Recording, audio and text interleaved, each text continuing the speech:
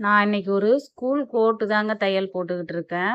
இதுல நம்ம அந்த ஷார்ப்பா அந்த காலர் பக்கத்துல வர்றதெல்லாம் திருப்புறதுக்கு இந்த மெத்தட் வந்து எனக்கு ரொம்பவே யூஸ்ஃபுல்லா இருக்கும். அத தான் நான் உங்களோட ஷேர் பண்ணியிருக்கேன்.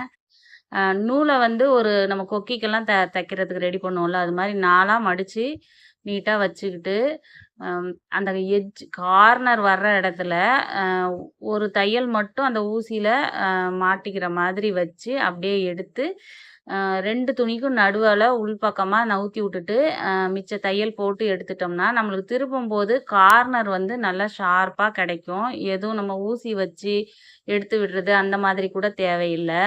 இது பிளவுஸ்லலாம் பார்த்தீங்கன்னா, நம்மளுக்கு வந்து பாட் நெக்லாம் நம்ம திருப்பும்போது ரொம்பவே ஹெல்ப்பா இருக்கும்.